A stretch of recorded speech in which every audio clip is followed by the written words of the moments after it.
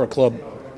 Were you aware of the struggles that this bullpen had in the regular season last year? No, not really, and honestly, I didn't pay a lot of attention to it just because I was focused on my division and trying to do everything I could for the Mets at that point in the year. I've looked back and seen a few things that have happened here. I mean, I'm hoping that maybe I can shore up some of those holes that they had last year. I mean, obviously they weren't too big because they won the World Series. It's a good squad, great lineup, good group of guys. I'm excited to join in, and they can put me in wherever they need me to. In the postseason, it came down to just a couple guys, Spores and Leclerc and Araldis a little bit. But in the regular season, 34 blown saves. They left a lot of wins on the table. Yeah, I mean, that happens. Blown saves are a tough stat to look at. I mean, you can get a blown save for giving up a run in the sixth inning in a one-run ball game. I mean, that could be one hit and it's a blown save. So I wouldn't lean on that one too much. I'm sure there's not too many of them that were blown in the ninth. Exactly. Well, the way I look at it is if you're knocking down 85% of them as a bullpen, you're doing a good job. It's gonna happen. They're below 50. Well, that happens too. So we're gonna try to turn that around. I haven't delved into the numbers too much, but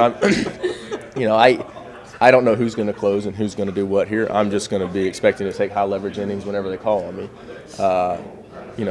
It is hard to finish games. Guys are really good in this day and age. I mean, hitters are really advanced. They have a lot of information on all of us pitchers, so we really have to make quality pitches, and the defense has to really pick us up a lot of times just because, like I said, guys are really good. It's not easy to finish those games off and to win, especially with the new pitch clock and the new rules and everything that's going on. It's going to be a tough run, but I'm hoping that we can repeat again because I would like to be here and be a part of that. What they're trying to tell you is your services are needed. I'm hoping that I can, like I said, I can fill some of the holes and help out here. Along with Kirby. Yep, exactly. Yeah, they've added some arms, so we're going to be in good shape. David, did you do your own contract? I did. Yeah. Is this the first time? This is my fifth. Fifth time? Mm-hmm. So what was this process like this time? Very easy. Chris was very easy to deal with. We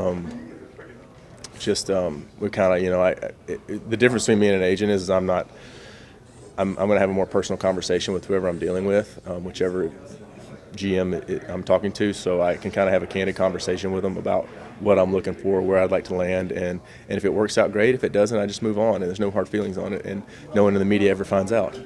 So, all right, so the other part of that is like you're having direct conversations with him. So what did you gather from him in terms of his perspective on this bullpen? He thought I'd be a good fit here, and I thought the same thing. Obviously, I would like to win another World Series. I'm not getting any younger, and I still think I have what it takes to pitch in high leverage and be in the back end. So I'm looking for a spot to land where I've got a chance to get into the postseason and go deep. So this is a squad that can do it, and I'm hoping that I can help out.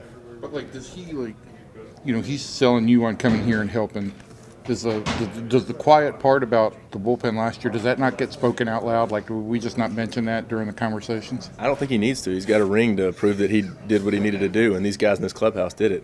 It doesn't matter what happened or who blew games when or whatever. They still won the World Series. It's not an easy feat. Why did you become your own agent?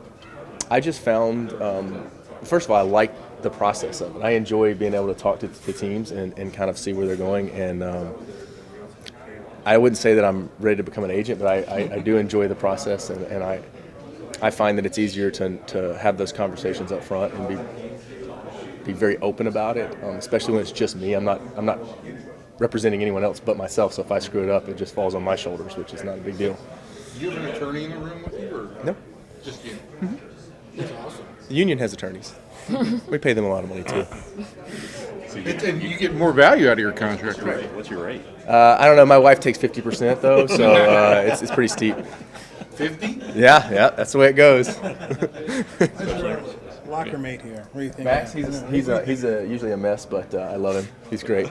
I love Max. He's an intense player, and he's a good guy to be around. Did you have any conversations? Just a couple briefly. He's like, "Hey man, you should come join us." I was like, "That sounds great." I'll wait for Chris to reach out, and then thankfully he did, and I landed here. So you're not selling yourself, Mr. Agent? You're not out there? No, I don't think so. I think that a lot of teams know what I'm capable of doing. And just if there was a team that I was really looking for, I might do that. But I mean, at this point, I feel like if a team really wants me, they're going to reach out. Yeah. If I remember right on the timeline, right, you got traded, and I mean that was about the time that Max said, "Hey, we've just traded our closer. Things have changed." Did you and he talk at all at that point in time before you left the team? I had about an hour and a half to pack up all my stuff and then go to Miami, so not a lot of time. I did see Max when we came to play Texas with Miami, and just we had a night, hung out, and talked a little bit about it. But he was still new here, and I was still new in Miami at that time. I just didn't know if you guys had like conversed about what's going on here. No. At that point, you're in survival mode. You're trying to do everything you can to help the club that you're on win ball games. I don't look into the next year. That's too far away. I can barely go 2 days ahead of where I'm at right now.